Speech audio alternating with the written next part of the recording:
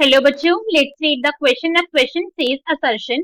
The brainstem contains center for controlling activities. Reason brainstem is very sensitive.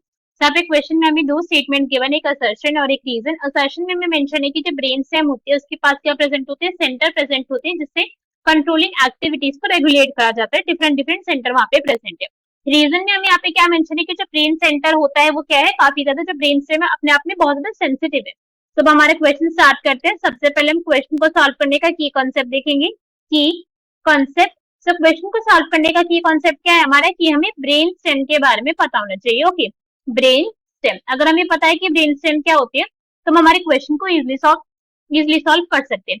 अगर मैं brain stem की बात करूं कि ब्रेन स्टेम एक्चुअली में क्या है, फंक्शन बाद में समझेंगे, पहले पता तो ये पार्ट है.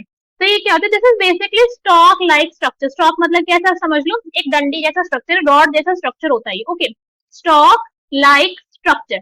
और ये जो स्ट्रक्चर है वो करता क्या है, इसका काम क्या है. तो ये सिंपल से हमारा स्ट्रक्चर है दैट कनेक्ट करवाने का काम होता है इसका. Connect cerebrum to spinal cord. जो हमारी ब्रेन के अंदर सेरिब्रम प्रेजेंट है, हमारे ब्रेन का पार्ट है, उस सेरिब्रम को कनेक्ट करके रखता है किससे, टू स्पाइनल कॉर्ड से इसको कनेक्ट करके रखने का काम होता है किसका, ब्रेन स्टेम का. इसको छोटे से डायग्राम के थ्रू आराम से समझने की कोशिश करते हैं. तो यहाँ पे हम हमारा डायग्राम देख सकते हैं ब्रेन का. ठीक है, अभी जिस पॉइंट के ऊपर हमें फोकस करना है कि हमारा ब्रेन स्टेम वाला रीजन कौन सा है.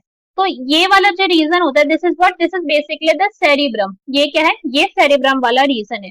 और सेरिब्रम को जो स्पाइनल कॉर्ड से कनेक्ट करता है उसी को हम क्या कहते हैं, उसी को कहते हैं ब्रेन स्टेम. तो ये क्या है, this is the spinal cord, जो है हमारी स्पाइनल कॉर्ड. तो यही जो आपको रीजन दिख रहा है ना, ये वाला रीजन, ये जो स्टॉक जैसा जो रीजन है, इसी को बोला जाता है ब्रेन स्टेम. ठीक है, इसको हम क्या बोलते हैं, ब्रेन स्टेम बोलते हैं. अब ब्रेन स्टेम के अंदर कुछ पार्ट्स इंक्लूडेड होते हैं. अगर हम उन पार्ट्स की बात करें, brain stem has several parts. क्या क्या पार्ट्स प्रेजेंट होते हैं ब्रेन स्टेम के अंदर. It has mid brain. यहाँ पे मिड ब्रेन की आपको प्रेजेंस दिखेगी, मिड ब्रेन. प्लस यहाँ पे होता है पॉन्स यहाँ पे प्रेजेंट होता है. एंड साथ में यहाँ पे प्रेजेंट होता है मेड्यूला ऑब्लोंगेटा. ठीक है, मेड्यूला भी हम उसको इन शॉर्ट में बोल देते हैं, मेड्यूला ऑब्लोंगेटा. ये थ्री पार्ट्स जो है प्रेजेंट होते हैं किसके अंदर, ब्रेन स्टेम के अंदर. ये पॉइंट आपको यहाँ पे समझ आ गया. अभी जो ब्रेन स्टेम होती है ना, ब्रेन स्टेम में प्रेजेंट होते हैं डिफरेंट सेंटर. ठीक है, ये ब्रेन स्टेम है ना हमारी, ये वाला अगर मैं पार्ट को, इस वाले पार्ट को मेंशन करूं, so this is basically the pons region. ये पॉन्स वाला रीजन है. और ये वाला जो रीजन है, this is the medulla region. ठीक है, इसको मेड्यूला ऑब्लोंगेटा बोला जाता है. अब यहीं पे प्रेजेंट होते हैं डिफरेंट सेंटर. ठीक है, यहीं पे ऐसे ही यहाँ पे हमारे प्रेजेंट होते हैं डिफरेंट सेंटर की. यहाँ पे लोकेशन आपको दिखेगी. अब इन सेंटर का फंक्शन क्या होता है इसको समझो. ब्रेन स्टेम में किसके प्रेजेंट है, ब्रेन स्टेम में प्रेजेंट होते हैं सेंटर्स. ये सेंटर क्या करते हैं, सेंटर प्रेजेंट होते हैं कंट्रोलिंग एक्टिविटीज के लिए. ठीक है, कंट्रोलिंग एक्टिविटीज. क्या एक्टिविटी को कंट्रोल करना है, सारी एक्टिविटी को. ठीक है, जो भी आपकी बॉडी के अंदर हो रही है, सारी एक्टिविटी को, आपकी डाइजेशन की एक्टिविटी को, आपकी रेस्पिरेशन की एक्टिविटी को, आपकी हार्ट बीट की एक्टिविटी को, सब एक्टिविटी को कंट्रोल करने की सेंटर जो है ब्रेन स्टेम के बाद प्रेजेंट होती है. अब इन एक्टिविटीज को कंट्रोल करवाकर ब्रेन करवाना क्या चाह रहे हैं ना, ब्रेन स्टेम ये सारी एक्टिविटी को कंट्रोल करवा रही है. किस लिए, ताकि हमारी बॉडी में मेंटेन करे जा सके होम्योस्टेसिस. ठीक है, ताकि बॉडी में होम्योस्टेसिस मेंटेन करी जा सके. होम्योस्टेसिस क्या होती है, होम्योस्टेसिस वो नॉर्मल कंडीशन है जब हमारी बॉडी जो है वो परफेक्टली सारी के सारी फंक्शन कर रही है. रेस्पिरेशन अच्छे से हो रही है, हार्ट बीट प्रॉपर हो रही है, डाइजेशन के एंजाइम्स जो निकल लेते हैं वो भी प्रॉपर निकल रहे हैं. सब कुछ हमारा नॉर्मल कंडीशन में, नॉर्मल स्टेबल कंडीशन में है, जब सब कुछ अच्छे से चल रहा है.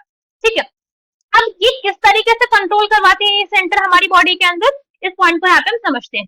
फॉर एग्जाम्पल मैं यहाँ पे लेके चलती हूँ टेम्परेचर के बारे में. हम यहाँ से समझते हैं टेम्परेचर के रिगार्डिंग में, कि हमारे सेंटर के अंदर जो कंट्रोलिंग सेंटर है वहाँ पे टेम्परेचर कंट्रोल का भी यहाँ पे प्रेजेंट होता है सेंटर. तो अब यहाँ पे टेम्परेचर को कैसे रेगुलेट करा जाता है, इस पॉइंट को हम यहाँ पे ध्यान देंगे. हमारी बॉडी का जो नॉर्मल टेम्परेचर होता है, हम सब जानते हैं कितना होता है, दैट इज 98.6 डिग्री फ़ारेनहाइट. ये हमारा नॉर्मल टेम्परेचर है ना. अब यहाँ पे क्या हुआ कि किसी वजह से टेम्परेचर थोड़ा सा गिर गया. ये हो गया 98.4 डिग्री सेल्सियस, 4 डिग्री फ़ारेनहाइट. ठीक है, हल्का सा टेम्परेचर के अंदर 0.2% यहाँ पे ड्रॉप आ गया.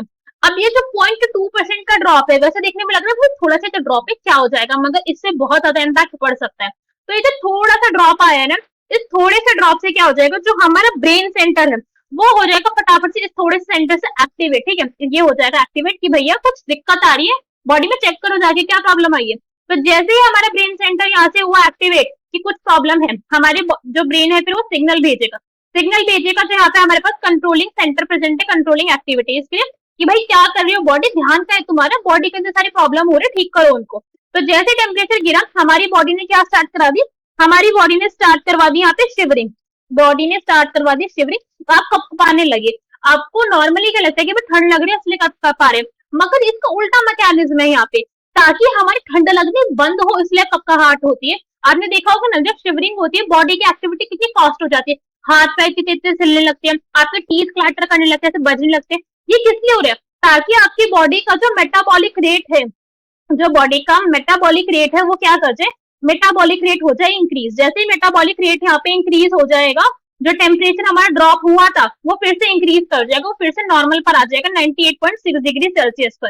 तो ये इस तरीके से जो है हमारा ब्रेन स्टेम के अंदर प्रेजेंट होने वाले रेगुलेटिंग सेंटर सारे के सारे एक्टिविटी को कंट्रोल करते हैं और मेंटेन करते हैं कि होमियोस्टैसिस वाली जो कंडीशन है वो मेंटेन रहे।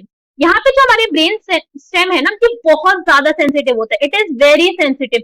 जरा सा भी अगर आपके नॉर्मल कंडीशन से लेकर हटकर कुछ भी हुआ, ज्यादा हो गया हल्का सा 0.1% या फिर हल्का सा कम हो गया 0.1% में भी, तो उसको तुरंत पता चल जाता है, हल्के से भी इफेक्ट पे सेंसिटिव हो जाता है कि भाई कुछ तो नॉर्मल से जो है बात हटकर जा रही है, चेक करो बॉडी में क्या प्रॉब्लम आ रही है। ओके, तो ये हमारे यहाँ पे इस तरीके से फंक्शनिंग होती है ब्रेन स्टेम की। अब हमारे ऑप्शन रीड करते हैं। First is brain stem contains centre for controlling activity, centre present होती है, बिल्कुल सारी एक्टिविटी को कंट्रोल करा जाता है। अगर मैं बोलूँ हंगर तो हंगर की वहां पे प्रेजेंट है सेंटर, अगर मैं बोलूँ थ्रस्ट तो वहां पे प्यास लगने के लिए आपको यहाँ पे सेंटर प्रेजेंट है। यहाँ पे हमारे प्रेजेंट होते हैं हार्ट बीट के सेंटर, के जो आपका हार्ट रेट है, जो आपकी हार्ट बीट है उसको मेंटेन करा जाए, इसके सेंटर प्रेजेंट है। रेस्पिरेटरी रिदम सेंटर यहाँ पे प्रेजेंट होते हैं कि जो हमारी बॉडी में रेस्पिरेशन हो रही है वो हमारी जो है वो प्रॉपर अमाउंट में हो, ढंग से हमारा जो है यहाँ पे कोई ड्रॉप ना आ जाए, इस पॉइंट को सबको मेंटेन करा जाता है, हर चीज का सेंटर प्रेजेंट है। Next is brain stem is very sensitive, तो ये पॉइंट भी बिल्कुल ठीक है, ब्रेन स्टेम जो है वो ना बहुत ज्यादा सेंसिटिव है, दिस इज ट्रू। मगर क्या हमारा जो रीजन है सर्जन को एक्सप्लेन कर रहा है कि हमारे जो सेंटर प्रेजेंट है वो क्या किस लिए प्रेजेंट है, क्या काम कर रहे हैं, ये तो नहीं बता रहा ना। तो हमारा ऑप्शन क्या करेक्ट होगा, that will be B, that is both assertion and reason are true, दोनों अपने आप में ट्रू है, मगर रीजन हमारे असर्शन को एक्सप्लेन करेक्टली नहीं कर रहा है, right. So B will be our correct answer for this question. I hope you understood the explanation well. Best of luck. Thank you.